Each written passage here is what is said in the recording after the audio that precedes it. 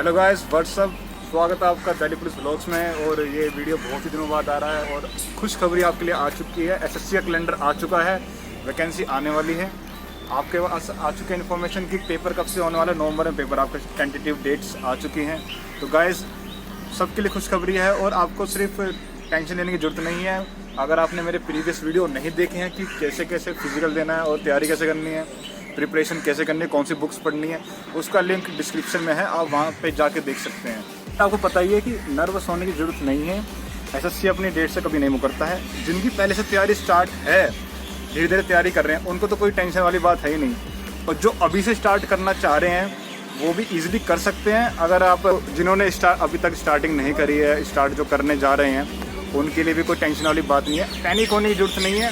आप धीरे धीरे अगर पढ़ाई करेंगे और अगर मेरे चैनल से जुड़े रहेंगे, मोर अपडेट्स के लिए आपको अपडेट्स मिलती रहेंगी कि कैसे कैसे स्टडी करनी है आपको।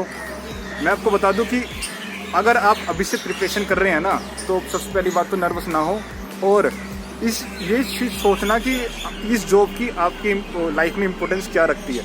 आप ऑटोमेटिकली आप स्टडी करेंगे और वर्क हार्ड करेंगे और आपको सिर्फ एक सीट चाहिए। एक सीट इम्पोर्टेंट आपके लिए और आपको बाकी कंपटीशन से कुछ लेना देना नहीं है। अगर आप अपने प्रति सच्चे हैं तो आप ये एग्ज़ाम क्रैक कर पाएंगे, मैं गारंटी देता हूँ इस बात की। और अगर आपको कोई जानकारी चाहिए होगी तो मेरे को इस वीडियो में कमेंट करना और मैं आपको हेल्प करने की आपकी पूरी कोशिश करूँगा। हालांकि थोड़ा मेरा शेड्यूल बिजी है, पर मैं टाइम निकालूंगा आपके लिए, क्योंकि मैं भी चाहता हूँ कि जो मेरे भाई हैं उनका भी फ्यूचर सक्सेसफुल बने। तो बात करते हैं, स्टार्ट करते हैं मेडिकल एग्जामिनेशन की। डिटेल मेडिकल एग्जामिनेशन क्या कैसे होता है मेडिकल, मैं अपना पर्सनल एक्सपीरियंस शेयर करूंगा इसमें। फर्स्ट आप जाएंगे, मेरा मेडिकल एनसी जोशी मेमोरियल, जो दिल्ली गवर्नमेंट का हॉस्पिटल है, आपका मेडिकल इसी में होगा। आपको कोई सेंट्रल गवर्नमेंट हॉस्पिटल में मेडिकल नहीं होता है, दिल्ली गवर्नमेंट का हॉस्पिटल होता है, उसमें मेडिकल होता है। मेरा एनसी जोशी मेमोरियल में हुआ था। मैक्सिमम 3 डेज़ लगते हैं और मिनिमम आपका 1 डेज़ में मेडिकल कंप्लीट हो जाता है। मेरा 3 डेज़ क्यों लगे, मैं इसका बारे में बताऊँगा आपको अब वीडियो के अगले भाग में। तो स्टार्ट करते हैं। पहले क्या स्टार्ट होता है, पहले आपका यूरिन टेस्ट होता है। इसमें आपका ब्लड शुगर लेवल चेक करा जाता है। हालांकि सबका ठीक होता है, बट एक प्रोसीजर है जो सबको गुजरना पड़ता है। एक स्ट्रिप होती है, उस पर आप अपना यूरिन डालेंगे और आपको पता लग जाएगा कि आपको ब्लड शुगर लेवल है या नहीं है, उसमें शो हो जाता है। उसके बाद आपका ब्लड टेस्ट, ब्लड ले लेते हैं आपका, वो रिपोर्ट उसकी अगले नेक्स्ट डे आती है, तो इसलिए टाइम लग जाता है, 2-3 दिन किसी का रह सकता है। उसके बाद वो होता है। थर्ड चीज़ आपका फिर आपका एक्सरे होगा चेस्ट का। चेस्ट का एक्सरे में आपको चेक करा जाएगा कि आपके लंग्स ठीक हैं या नहीं है।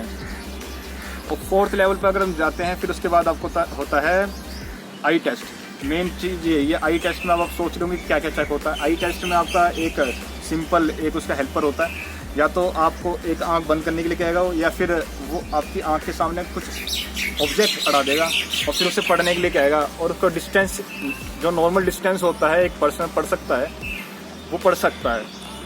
दोनों चीज़ इंग्लिश और हिंदी दोनों में होगी। आप जो चीज़ में चाहे पढ़ सकते हैं, ABCD या क्या क्या गए, ये सब चीज़ होती हैं। एक आंख से पढ़ेंगे आप, फिर आप दूसरी आंख से पढ़ेंगे।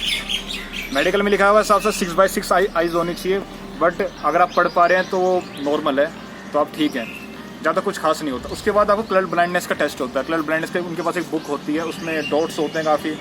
उसमें अगर जो जिसे दिक्कत है वो तो उसमें रिजेक्ट हो ही जाएगा, क्योंकि जो डॉक्टर होता है काफ़ी क्लेवर होता है और वो रैंडमली चेक करता है और रैंडमली बुक को दिखाएगा आपको। उसमें को अगर आपका पॉइंट बनता है ना, तो आप रिजेक्ट हैं और उस पॉइंट को कोई नहीं तोड़ पाएगा। फिर उसके बाद आप पे जाते हैं नाक पे। नाक का टेस्ट होता है। आपके नाक पे देखा जाता है कि आपके दोनों की जो नोजल्स हैं, आप उसमें सांस ले पा रहे हैं नहीं पा रहे हैं, उससे कोई हड्डी तो नहीं बढ़ी हुई है, ताकि इन फ्यूचर कोई दिक्कत ना हो। ये सब चीज़ होती है। नाक में ज़्यादा कोई चेक नहीं करते हैं। फिर आते हैं आप ईयर पे। ईयर के बाद कान पे आप थोड़े सफाई करके जाना, क्योंकि अगर सफाई नहीं करके जाओगे तो अच्छा नहीं लगता, कुछ इंप्रेशन अच्छा नहीं पड़ता डॉक्टर के सामने। सफाई करके जाना।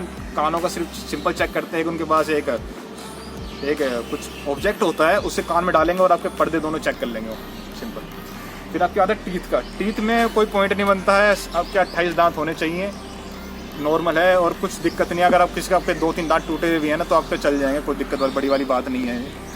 फिर आपका जो मेडिकल जब नेक्स्ट लेवल नेक्स्ट डे आएंगे, तो उस दिन आपका ECG भी होगा।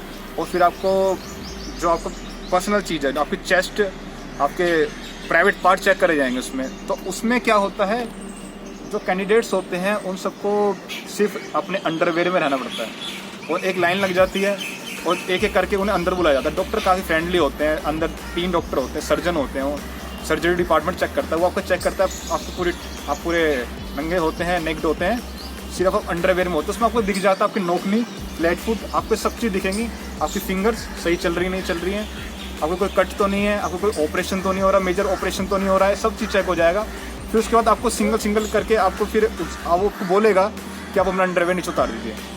आप अपना अंडरवेयर उतारेंगे नीचे तो फिर आपके पीनस को चेक करा जाता है कि आपका सही है नहीं है, आपके टेस्टिस चेक करे जाते हैं, कोई अगर उनमें पानी हो तो नहीं भरा हुआ है, ये सब। फिर आपको वो पकड़ते हैं और फिर आपको साइड में करके बोलते हैं खांसी है, उससे चेक हो जाता है कि आपके टेस्टिस सही है नहीं है।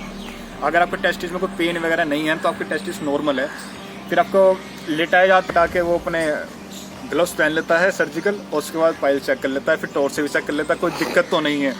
वैसे ही हालांकि कोई दिक्कत नहीं होती, पर जिनकी दिक्कत है वो अपना भी शो हो जाती है, उस पर ही पॉइंट बन जाता है। डॉक्टर काफ़ी फ्रेंडली होते हैं, आपसे बात करते रहते हैं, आपसे पूछते रहते हैं कि आप कहाँ से आए हो, क्या करते थे पहले, और आपको बिल्कुल भी हेजिटेशन नहीं होगी, आपको इतने फ्रेंडली तरीके से बात करेंगे।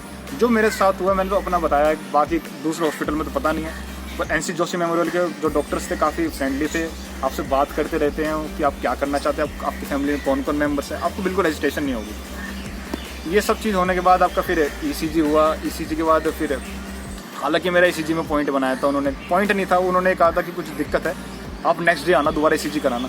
मैंने नेक्स्ट डे ECG कराया, फिर मेरी दिक्कत थी, वो नॉर्मल थी, कोई दिक्कत वाली बात नहीं थी, वो पहले वाली रिपोर्टिंग मेरी सही थी, नॉर्मल थी। उसके बाद सबसे मेन पॉइंट है BP वहाँ पे सब मोस्टली बहुत लोगों को बढ़ा हुआ था। अब इसका भी एक रीज़न था, काफ़ी लोगों को टेंशन रहती है कि क्या होगा, मेडिकल देने जा रहे हैं, ज़्यादा सोचते हैं लोग, तो उनके लिए क्या करा था डॉक्टर ने, उनके लिए मेडिसिन लिखी थी और उन्हें कहा था कि आप 3 से 4 दिन बाद आना और ये मेडिसिन लेके और आपका BP फिर दोबारा चेक करेंगे। और ज़्यादा कोई बड़ा इशू नहीं था, नॉर्मल था और इसमें कोई दिक्कत वाली बात नहीं है। बस जब आप मेडिकल देने जा रहे हैं तो आप ज़्यादा मत सोचिए, क्योंकि अगर आप ज़्यादा सोचेंगे, हाइपर होंगे कि एक्साइटमेंट से हो रही, तो आपको ऑब्वियसली बात है BP बढ़ेगा ही।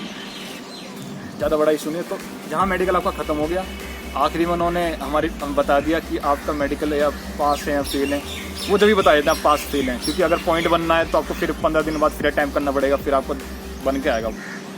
उस दिन पता लग जाता है, एक दिल्ली पुलिस की तरफ से यहाँ पे हॉस्पिटल में होता है, मैं वो हमें बताता रहता है, हमें गाइड करता रहता है कि कैसे कैसे आपका क्या रहा, आपकी रिपोर्ट दिखा देता है, वो सब कुछ नॉर्मल रही। फिर मेडिकल आपका कंप्लीट हो गया और फिर ज्वाइनिंग हो गई आपकी, फिर आप ज्वाइन कर जाएंगे, फिर आप ट्रेनिंग में चले जाएंगे। और अगर कोई इशू, और ये मैं वीडियो को ये ख़त्म करता हूँ, और अगर आप कोई भी डाउट है मेडिकल से रिलेटेड, इस वीडियो पर कमेंट करें, मैं उसका रिप्लाई करने की कोशिश करूँगा। या तो मुझे इंस्टाग्राम पे DM भी कर सकते हैं या फेसबुक पे DM कर सकते हैं, उनके लिंक भी डिस्क्रिप्शन में है। और अगर आपको कोई वीडियो चाहिए अलग, उस पर भी मैं वीडियो बना दूँगा। काफ़ी कमेंट्स आ रहे थे कुछ लोगों के, तो नेक्स्ट वीडियो मैं उन पर ही लेता हूँ टॉपिक पे। तो